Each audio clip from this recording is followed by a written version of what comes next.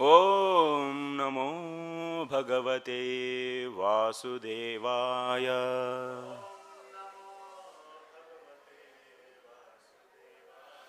नारायणं नमस्कृत्य नरं चैव नरोत्तमं देवीं सरस्वतीं व्यासं ततो जयामुदीरयेत्।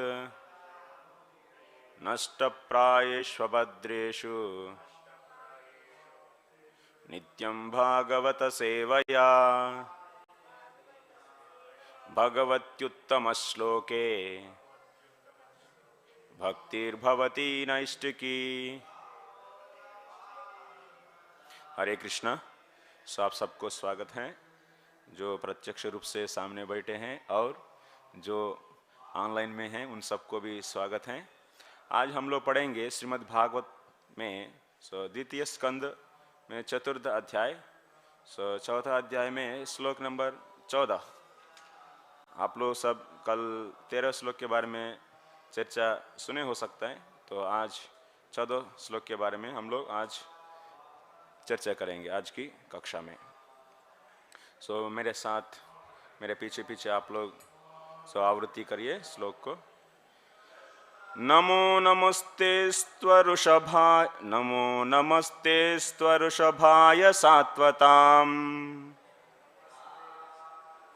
ऋषभाय सात्वताम् विदूरकाष्ठाय मुहुः कुयोगिनाम्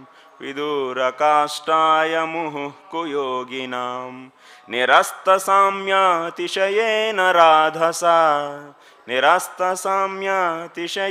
राधसा स्वधामनि ब्रह्मणि रंस्यते नमः।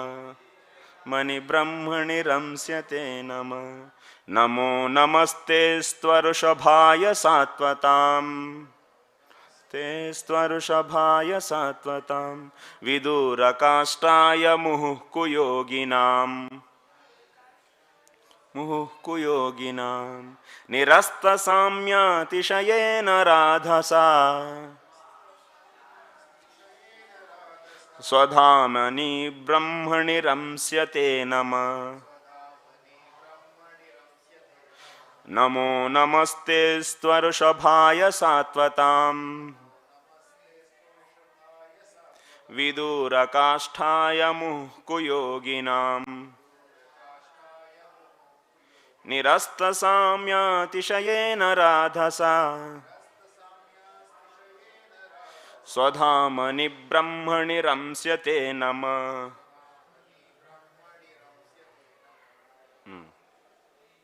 ट्राई करो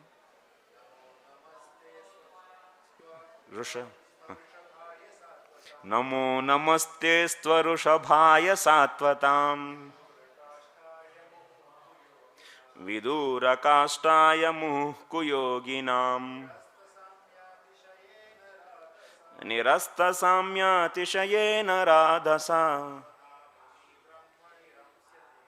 स्वधामनि ब्रह्मणि रंस्यते नमः।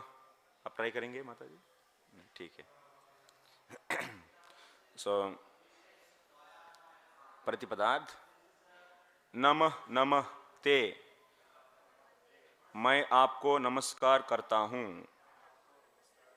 अस्तु हैं, ऋषभाया महान पार्षद को, सात्वताम यदुवंश के सदस्यों को, विदूरकाष्ठाया संसारी द्वंद्वों से दूर रहने वाला, मुहुः सदैव कुयोगिनाम अभक्तों का, निरस्त ध्वस्त साम्य समान पद, अतिशयेन महानता से, राधसा ऐश्वर्य से, स्वधामनि अपने धाम में, ब्रह्मणि वैकुंठ लोक में, रंस्यते भोग करता है, नमः मैं नमस्कार करता हूँ।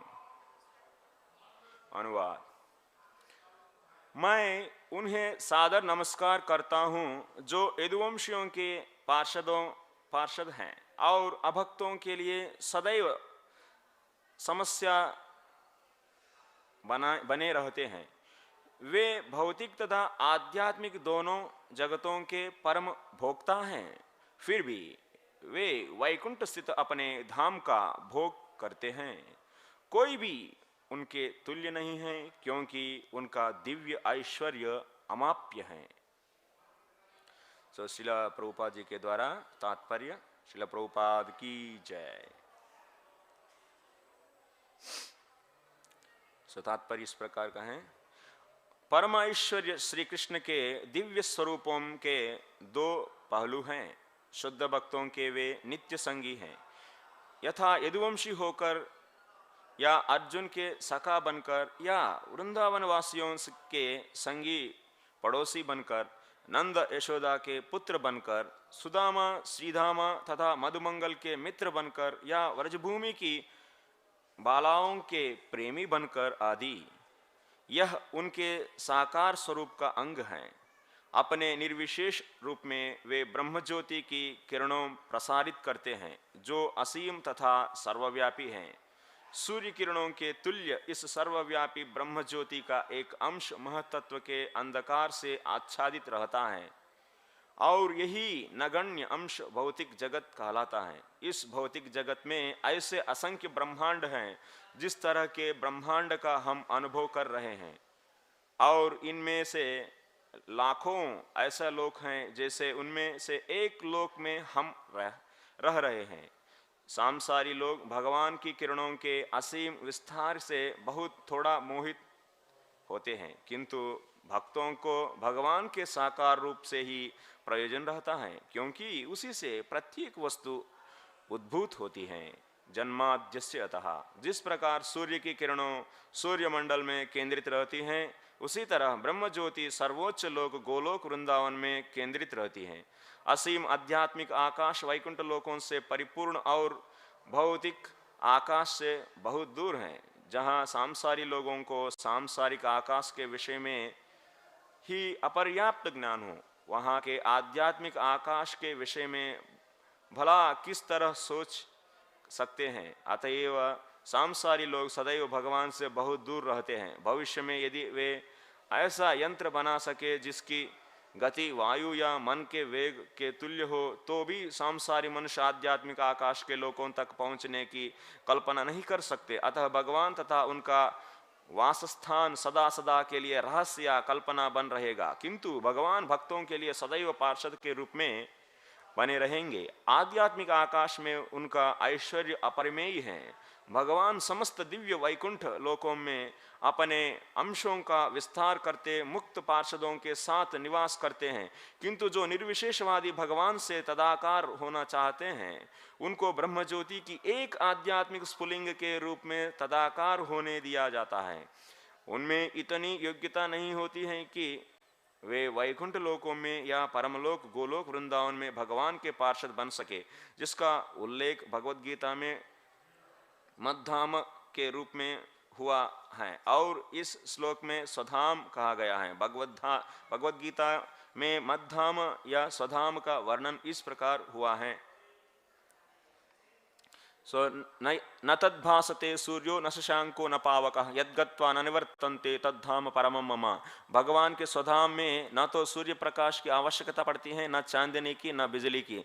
वह धाम या स्थान सर्वश्रेष्ठ है और जो भी वहां जाता है वह फिर कभी इस भौतिक जगत में वापस नहीं आता। वैकुंठ लोक तथा गोलोक वृंदावन स्वतः प्रकाशित रहते हैं और भगवान के इस स्वधाम के विकीर्ण किरणों ही ब्रह्म ज्योति का निर्माण करता है। इसी पुष्टि मुंडक खट तथा श्वेतास्त्र उपनिषदों में भी हुआ है। न तत्र सूर्यो भाति न चंद्र तारकम नेमा विद्युतो भांति कुतोयम अग्निः तमेव भांतम अनुभाति सर्वम तस्य भाषा सर्वमिदं विभाति। भगवान के स्वधाम में प्रकाश के लिए सूर्य चंद्र या ताराओं की आवश्यकता नहीं पड़ती, नहीं वहाँ बिजली की आवश्यकता है, तो फिर दीपों के विषय में क्या कहा जाए। दूसरों दूसरी ओर इन लोकों के स्वतः प्रकाशित होने के कारण ही सारा तेज संभव है, और वह जो जाज्वल्यमान है वह उस सदाम के परावर्तन के कारण है। जो निर्विशेष ब्रह्म ज्योति से चमत्कार हो जाता है वह साक्षात भगवान को नहीं जान सकता। अतएव ईशोपनिषद में यह प्रार्थना की गई है कि भगवान अपने चमत्कृत तेज को हटा ले, जिससे भक्त वास्तविकता का दर्शन कर सके। यह श्लोक इस प्रकार है। हिरण्यमयेन पात्रेण सत्यस्यापहितं मुखं तत्त्वं पोषन्न पावृणु सत्य धर्माय दृष्टये। हे भगवान, आप भौतिक तथा आध्यात्मिक सभी वस्तुओं के पालक हैं और प्रत्येक वस्तु आपकी कृपा से फलती फूलती है। आपका भक्ति योग ही धर्म का वास्तविक सिद्धांत अर्थात सत्य धर्म है, और मैं उस सेवा में लगा हुआ हूँ। कृपया अपने असली मुख का दर्शन देकर मेरी रक्षा करे। अतएव आप अपनी ब्रह्मज्योति किरणों के इस अवगुंठन को हटा ले, जिससे मैं आपके सच्चिदानंद स्वरूप का दर्शन कर सकूं।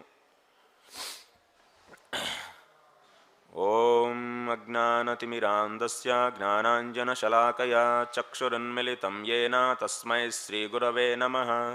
श्रीचैतन्यमनोभीष्टं स्थापितं येन भूतले स्वयं रूपः कदा मह्यं ददाति स्वपदान्तिकं।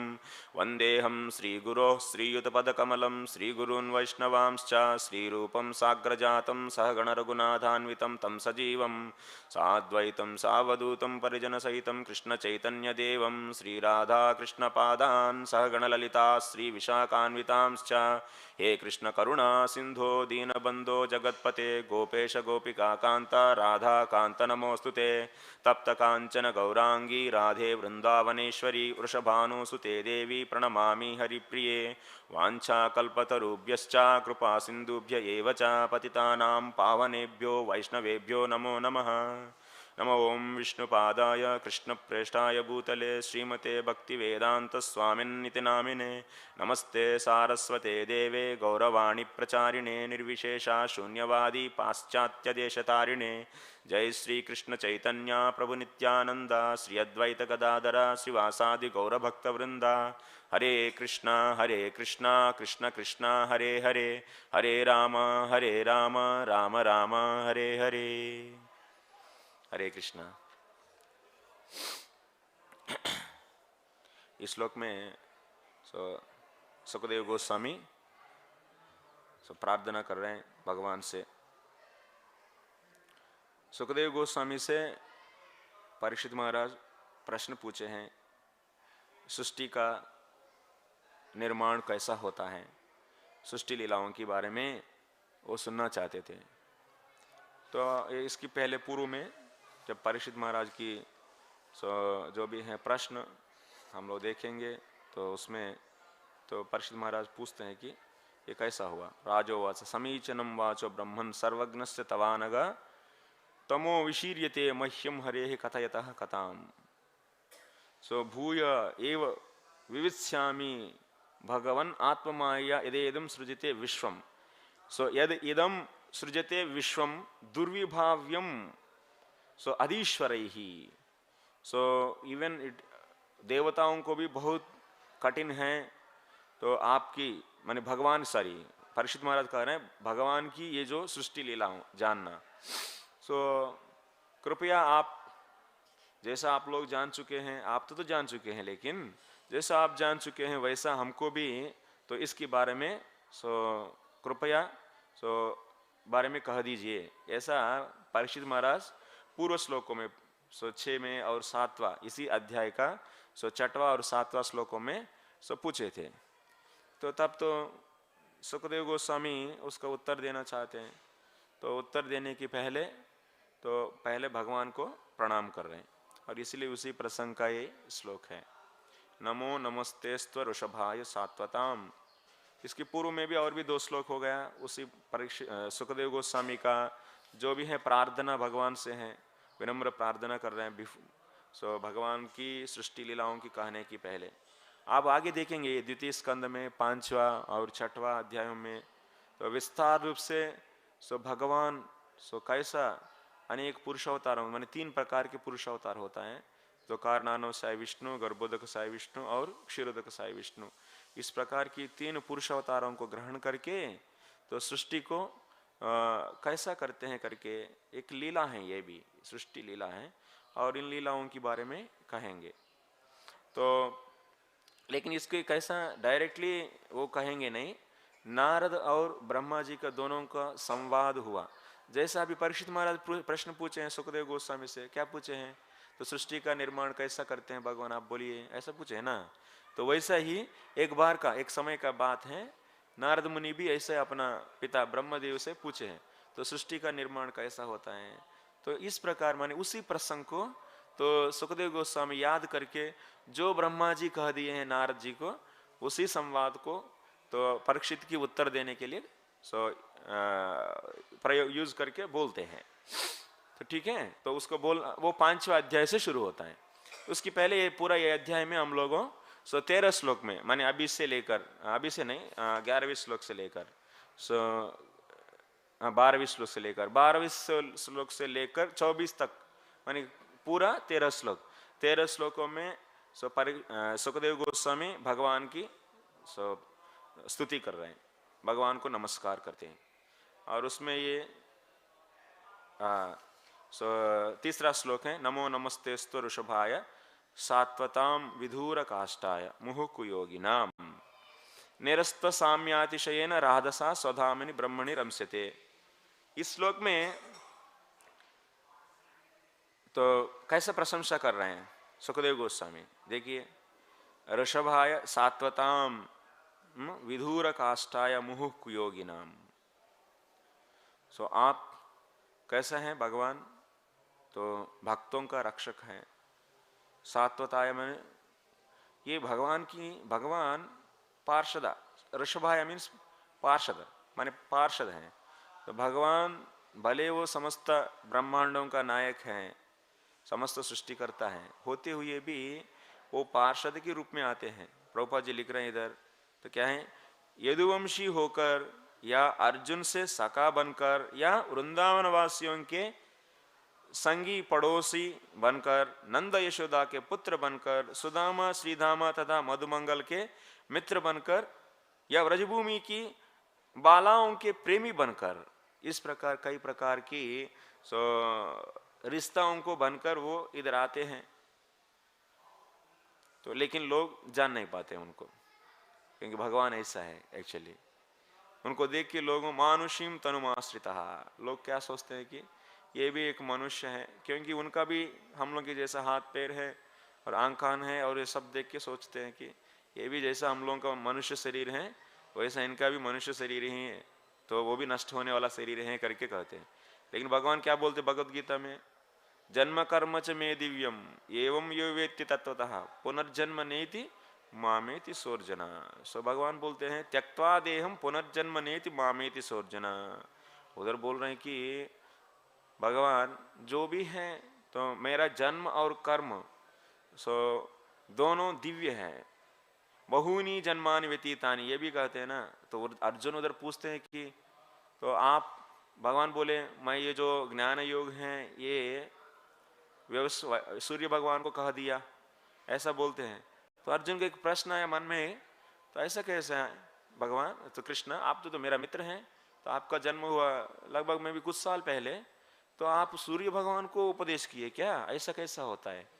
तो ऐसा प्रश्न पूछे थे भगवद गीता में। तब भगवान क्या बोले हैं, तो जन्म कर्म च में बहुनी जन्मानि व्यतीतानि, ये अर्जुन आपका और मेरा बहुत प्रकार की बहुत सारा जन्म हो गया, लेकिन उन सभी जन्मों को आप नहीं याद रखे हैं, लेकिन मैं याद रखा हूं।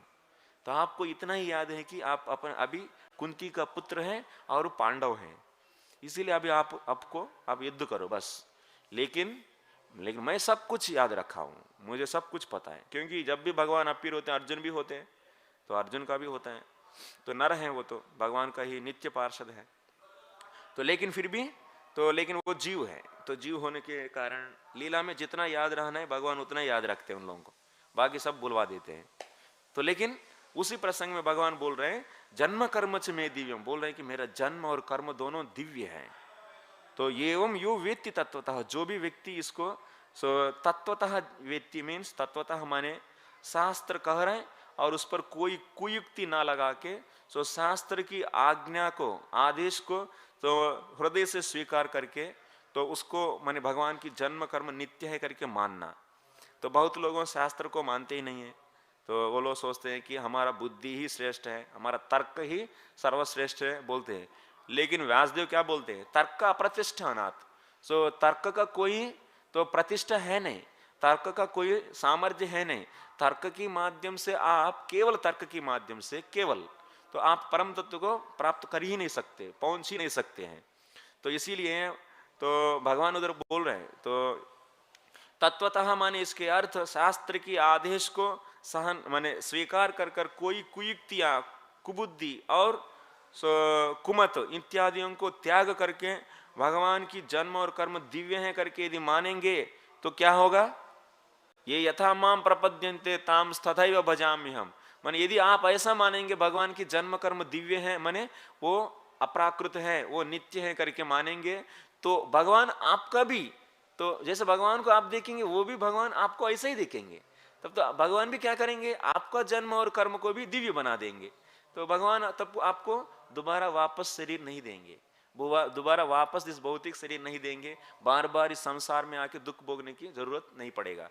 आपको भी दिव्य शरीर देंगे, उनका शरीर जैसा दिव्य है आपका भी शरीर दिव्य रहेगा। तो और उन्होंने जैसा इस ब्रह्मांड में आकर कई लीलाओं करते हैं, आपको भी उनके साथ लेके आएंगे, और आपका भी कर्म उनके साथ साथ उनकी लीलाओं में आप भी प्रवेश होने के कारण आपका भी कर्म क्या होती है, नित्य हो जाती है। तो भगवान इस प्रकार अर्जुन को समझा रहे हैं, उनका जन्म और कर्म नित्य है करके।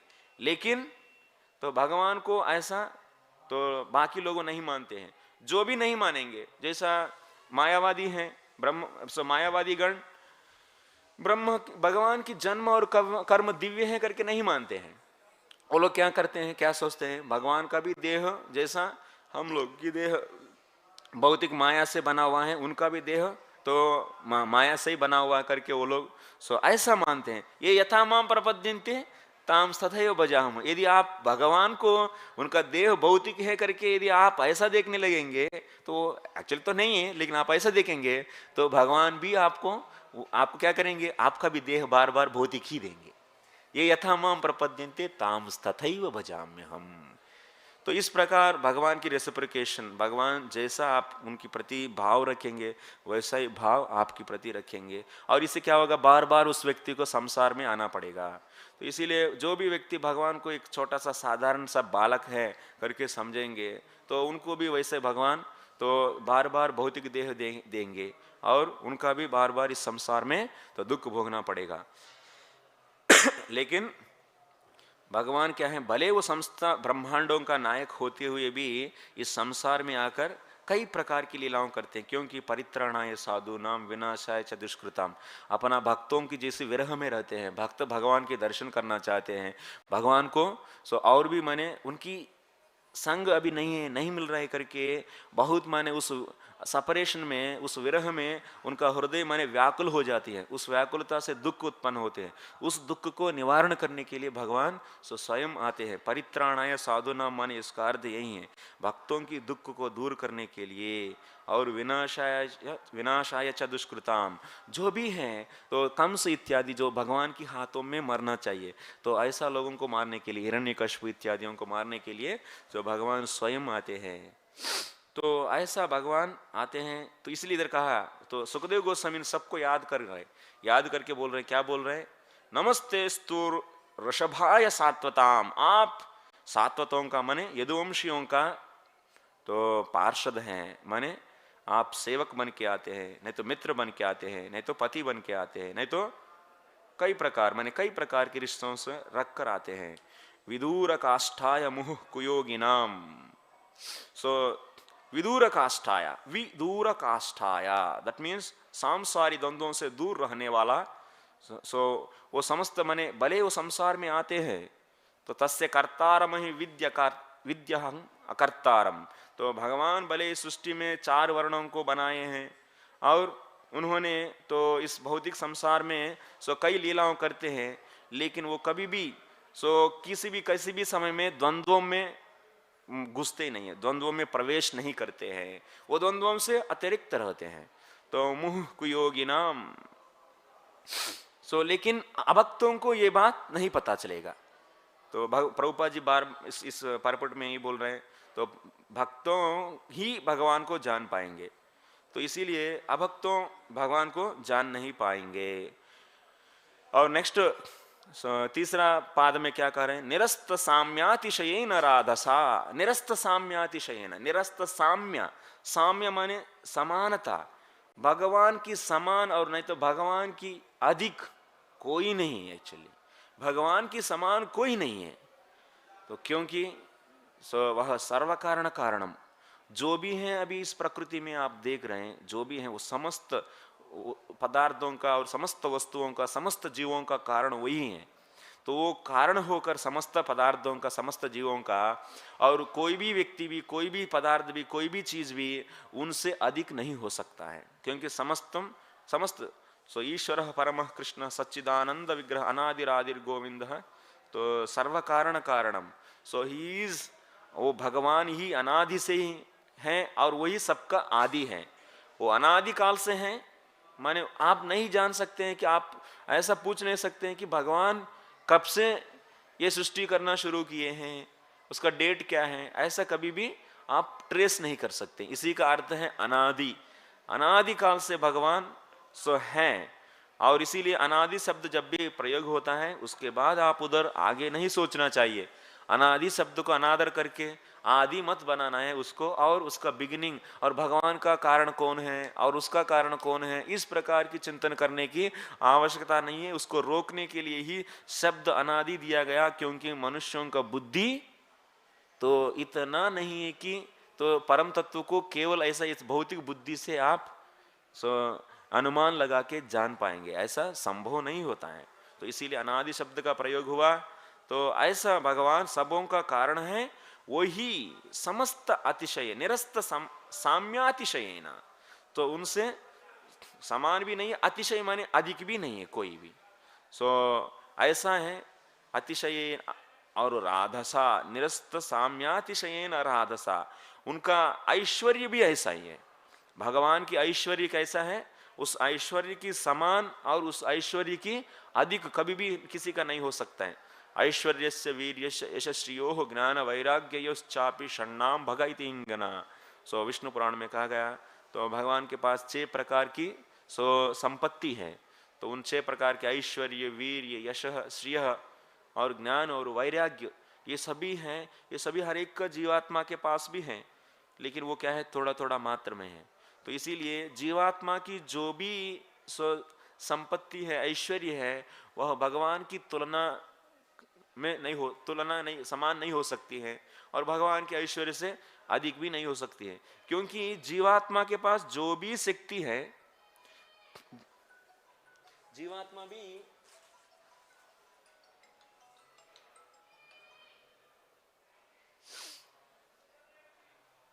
जीवात्मा भी भगवान की शक्ति है, और जीवात्मा के पास जो भी है शक्ति, ऐश्वर्य, ज्ञान, बुद्धि इत्यादि संपत्ति जो भी है हम लोगों के पास है, वो भी भगवान का शक्ति का ही एक अंश है। तो जीवात्मा ऐसा है तो कुछ भी नहीं उसके पास, इन्फिनिटली स्मॉल, माने वो अनंत रूप से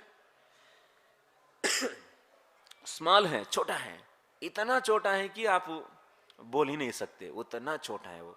इन्फिनिटली स्मॉल माने उसका अर्थ है। तो ऐसा जीवात्मा के पास कुछ है तो वो किसका है, वो भगवान का ही है। तो इसीलिए सब कुछ देने वाला वो है।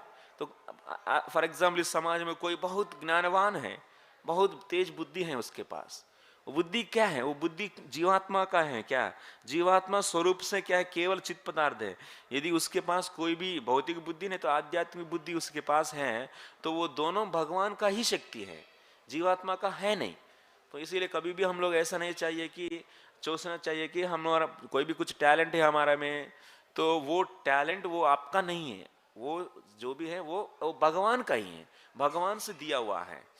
तो इसीलिए तो जो भी शक्ति है हमारा पास है उसको भगवान की शक्ति से अभी तुलना करने में क्या बात बचा है एक्चुअली? कैसा तुलना कर सकते? सब कुछ उन्हीं का है, वही दे है, तो ऐसे कैसे तुलना करेंगे? अभी उनसे श्रेष्ठ है मैं हूं करके तो कर ही नहीं सकते हैं।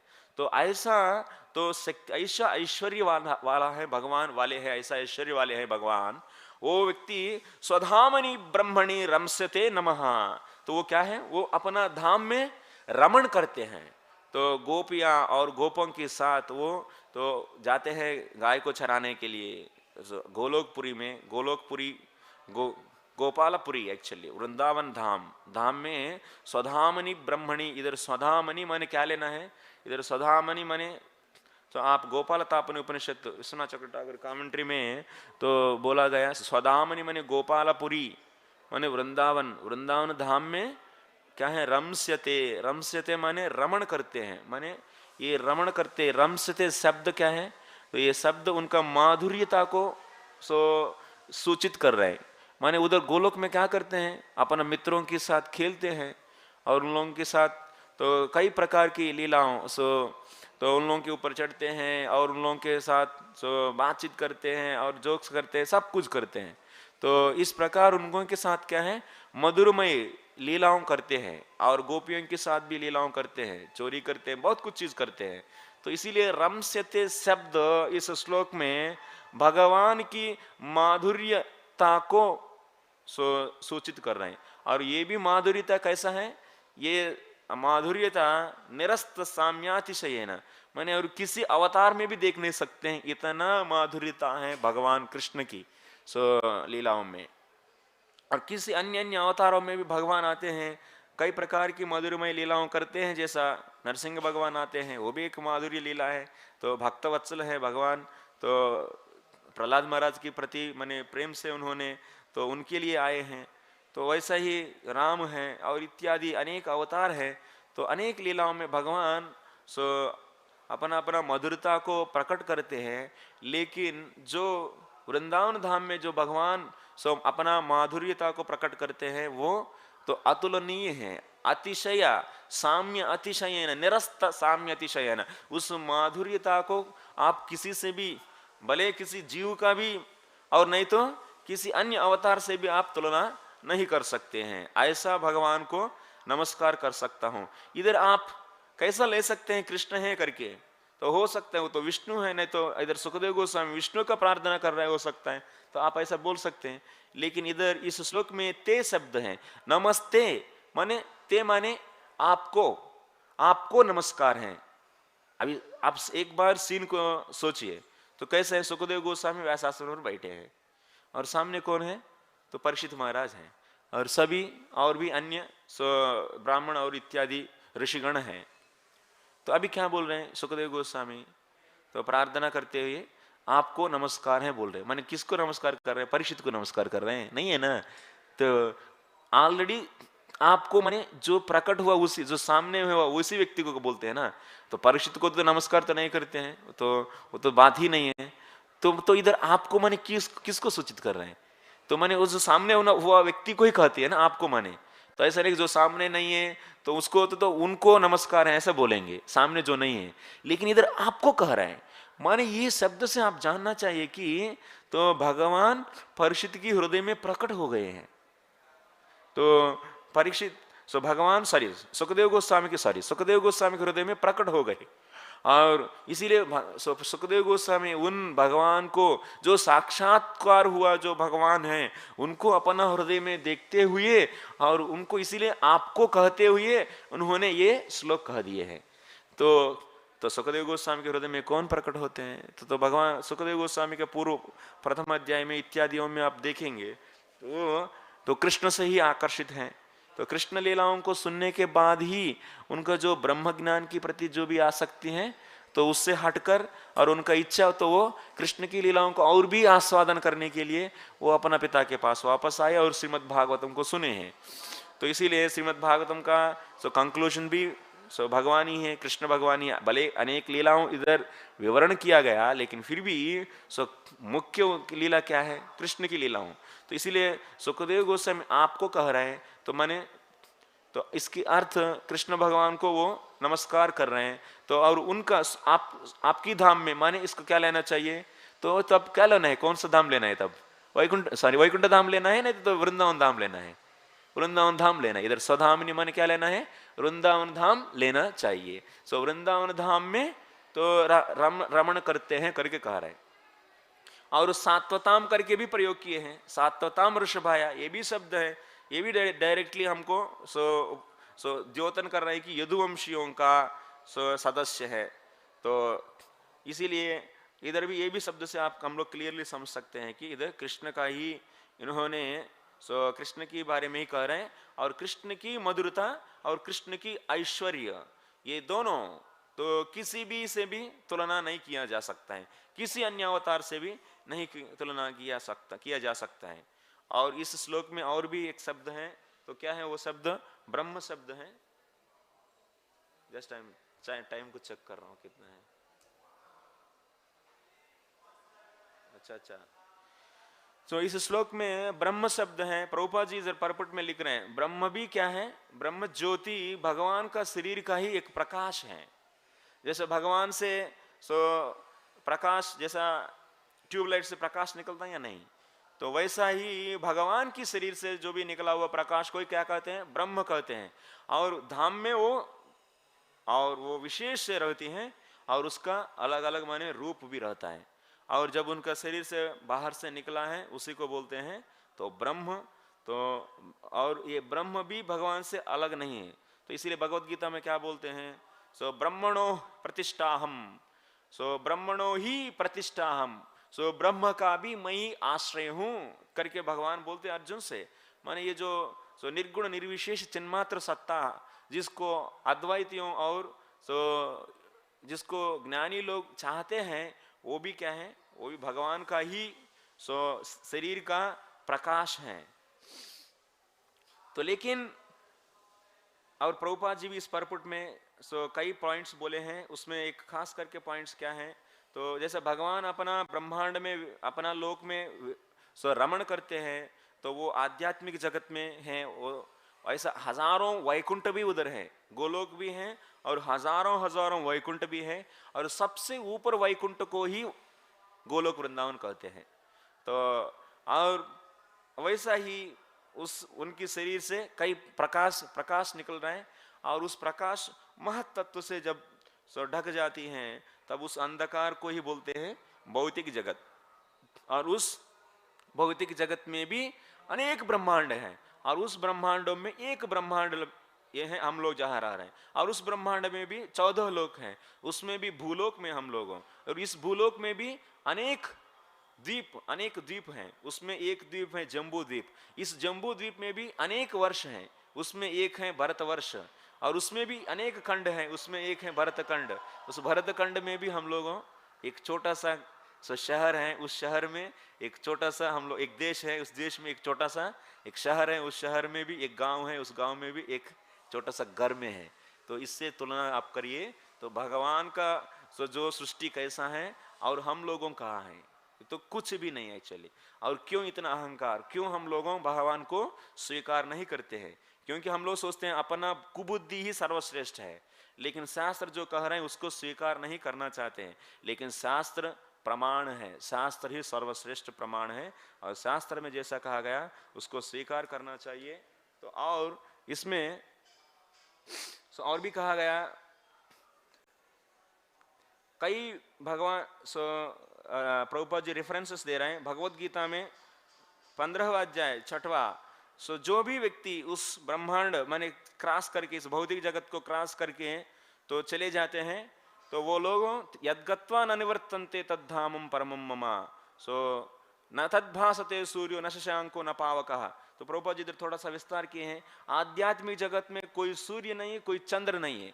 तो भौतिक जगत के लिए सूर्य चंद्र आवश्यकता है, लेकिन आध्यात्मिक जगत में तो भगवान की प्रकाश के सामने ये सूर्य चंद्र कुछ भी नहीं है। और सूर्य चंद्रों में जो भी प्रकाश का सामर्थ्य है, माने वस्तुओं को प्रकाशित करने की जो भी गुण है, धर्म है, और वो भी भगवान से दिया गया शक्ति का ही प्रभाव है। नहीं तो वो लोग भी प्रकाशित नहीं कर सकते हैं। इसीलिए उस धाम में किसी सूर्य का, नहीं तो किसी चंद्र का, कोई नहीं तो किसी अग्नि का आवश्यकता नहीं है। तो ऐसा है। और उस जगत में कोई भी माया भी नहीं है। तो इसकी पूर्व में हम लोग देखते हैं, पूर्व में है ना, तो तीनों गुणों से भी ये अतीत है। ये तीनों गुणों से अतीत है ये जगत। सो नयत्र माया किमुता परे। सो ब्रह्मा जी को जब भगवान वैकुंठ को दर्शन कराया, तो यही द्वितीय स्कंद में ही 9वां चैप्टर में पढ़ेंगे हम लोगों। तो उस समय ब्रह्मा जी उसको देखकर, उस वैकुंठ को माने गोलोक को देखकर, तो उन्होंने कहते हैं नयत्र माया किमुता परे, माने भगवत धाम में कोई माया नहीं है, तीनों गुणों है नहीं, वो पूर्ण रूप से क्या है, तीनों गुणों से परे है। सो विशुद्ध सत्व माने तीनों गुणों से पर है। और ऐसा धाम है भगवान का। और उधर सो भगवान अपना सो पार्षदों से रमण करते हैं। वैकुंठ लोक तथा गोलोक वृंदावन स्वतः प्रकाशित रहते हैं। और सो भगवान इस स्वधाम से सो विकीर्ण किरणों की ब्रह्म ज्योति का निर्माण करती है। तो उन्हीं के शरीर से ही निर्माण है ब्रह्म ज्योति। ये भी कहा गया, कहा श्वेतास्त्र उपनिषद, न तत्र सूर्यो भाति न चंद्र चंद्र तारकम, माने उसमें चंद्र और ताराएं और सूर्य कोई नहीं है। न में विद्युत, सो विद्युत का भी आवश्यकता नहीं, फिर भी वो प्रकाशित है। तमेव भांतम, सो अनुभांति सर्वम, वो प्रकाशित वस्तु है, उसी को इमिटेट करते ये भौतिक जगत में प्रकाश हम लोगों को मिल रहा है, उसी का छाया है, उसी का रिफ्लेक्शन है इस भौतिक जगत। भौतिक जगत का प्रकाश भी उसी का रिफ्लेक्शन है। तो और लास्ट में अंत में यही कहा जा रहा है, हिरण्मयेन पात्रेण सत्यपाहितम मुखम सत्य अस्य अपिहितम मुखम। तो माने भगवान अपना ये पूर्ण रूप प्रकाश से, माने ब्रह्म ज्योति से भगवान अपना कवर को अपने को कवर करके रखे हैं। जिसके पास भक्ति नहीं है तो वो लोग भगवान को कैसा देखते हैं, केवल तो एक प्रकाश के रूप में, ब्रह्म के रूप में देखते हैं। जिसके पास स्वल्प मात्र भक्ति है वो लोग भगवान को केवल ब्रह्म ज्योति के रूप में देखते हैं। लेकिन जिसका भक्ति थोड़ा सा अधिक होता है वो व्यक्ति भगवान को परमात्मा के रूप में देखते हैं। जिसका भक्ति समृद्ध रूप से है, पूर्ण रूप से है, तब तो वो व्यक्ति तो वास्तव रूप से देखते हैं। जैसे आप पहाड़ दूर से देखेंगे, जिसका दृष्टि कम होता है, तब तो दूर से वस्तु को दूर से देखेंगे तो हमारा दृष्टि सफिशिएंट नहीं होता है। तो तब इसीलिए हमको क्या होता है, वस्तु एक ऐसा दिखता है कि कुछ एक पदार्थ है, लेकिन थोड़ा सा पास में जाने से दृष्टि तो अभी अधिक होता है, तब आपको उसमें कुछ चीजों दिखने लगता है। और भी नजदीक जाएंगे तो दृष्टि ठीक हो जाती है और पूर्ण रूप से आप देख सकते हैं। वैसा ही इधर दृष्टि के स्थान पर भक्ति को रखो। जितना भक्ति को हम लोग करेंगे भगवान को उतना अच्छा से देख सकते हैं। तो इसीलिए इधर इस श्लोक में, इस ईशोपनिषद का श्लोक में कहा गया, जो भक्ति से ही भगवान को जान सकते हैं। मैं आपका भक्ति कर रहा हूं, आप अपना आवृत को हटाइए। और ऐसा नहीं है कि भक्ति करने से आप अपने आप देख सकते हैं, नहीं, भक्ति करने के बावजूद भी जब भगवान आप चाहेंगे कि अपने आप को दिखाना है करके, तभी आप देख पाएंगे। तो यही कहा गया। तो हमारा तो ईशोपनिषद का श्लोक में, हिरण्मयेन पात्रेण सत्यस्यापाहितम मुखम तत्वम पोषण अपावृणु सत्य धर्माय दृष्टये। तो यही है। तो इतना से हम लोग इधर का क्लास का तो रखेंगे। तो कोई प्रश्न है तो पूछ सकते हैं। अभी कोई प्रश्न है, कोई कमेंट है? तो कोई प्रश्न है किसी का?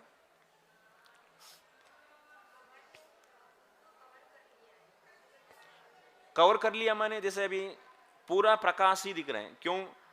जैसा अभी उनकी शरीर से प्रकाश निकल रहा है ना, तो आप इसीलिए भक्ति नहीं रह रहे के कारण आप उनको केवल प्रकाश के रूप में देख रहे हैं। जब आप भक्ति करेंगे तो भगवान खुद को हटा के आपको अपना दिव्य रूप को दिखाएंगे। हाँ, लेकिन आपको ऐसा नहीं है कि पहले ब्रह्म को देखो, उसके बाद परमात्मा को देखो, उसके बाद भगवान को देखो, ऐसा सीक्वेंस में जाना, ऐसा जरूरत नहीं। यदि भक्ति समृद्ध रूप से करेंगे तो आपको डायरेक्टली भगवान ही दर्शन देंगे। यदि आप भक्ति सफिशिएंटली नहीं करेंगे तो भगवान आपको परमात्मा के रूप में दर्शन देंगे।